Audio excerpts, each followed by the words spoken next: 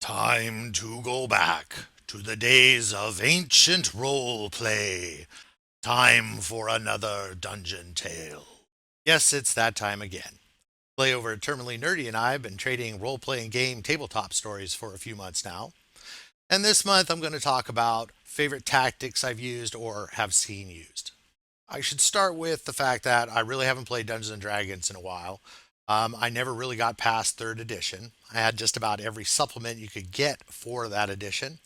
And once a new edition had come out, I was already on to other things. I believe I was role playing on Neverwinter Nights servers at the time.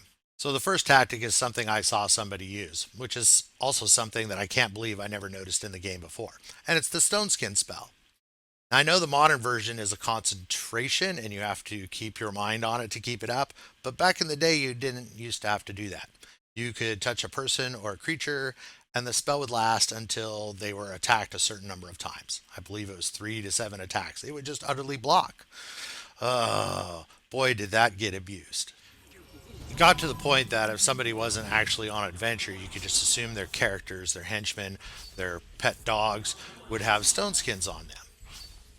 This made it really difficult to set up like ambushes or in town skirmishes because pretty much they were set to go anytime they wanted or were demanded of. So, a great amount of the time, the first attack you would get on a player character or their henchman or their familiar or their guinea pig would be completely ineffective.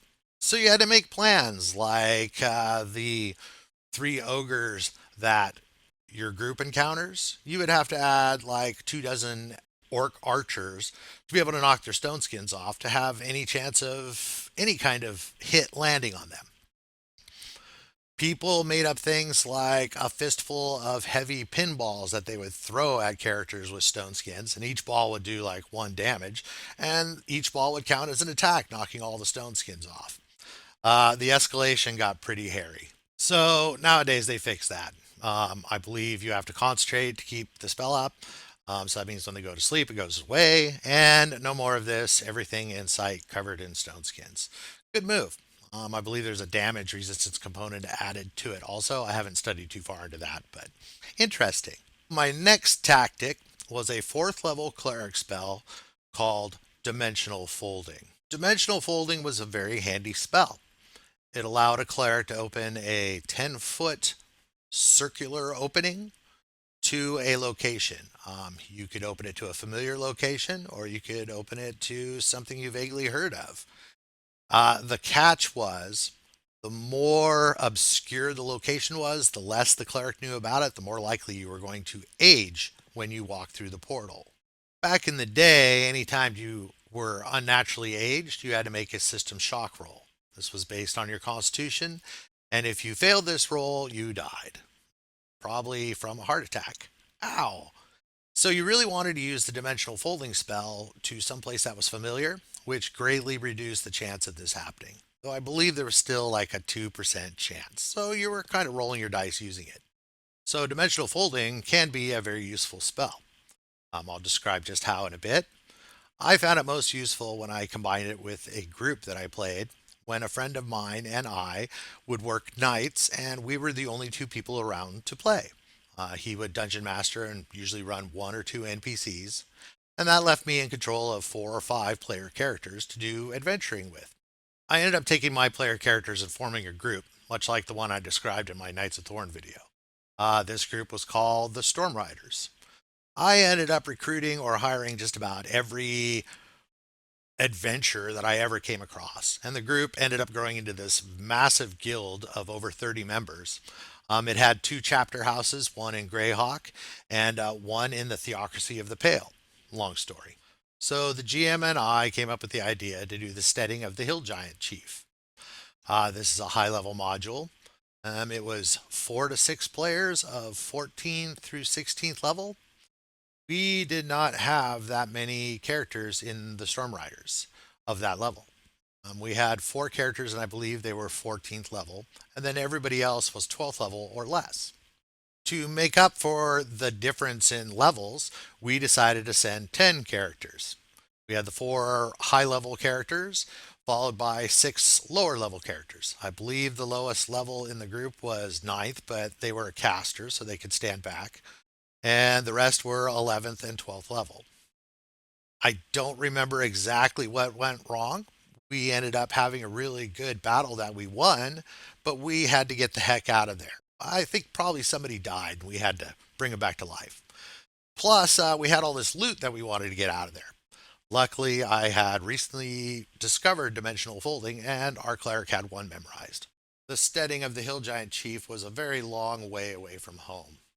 Um, with the dimensional folding spell, though, the cleric was able to have everybody gather up as much loot as they could carry, and our poor comrade, who I'm pretty sure was dead.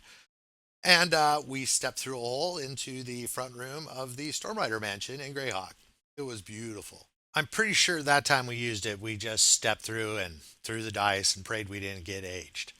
I do remember that we did send through a single person to begin with just to test it, and I'm pretty sure we got lucky. In the future, when we use this spell, we usually had a designated person who would always be the one to step through and check the portal. Normally, this person would be an elf. If they got aged a couple years, it really didn't make a huge difference.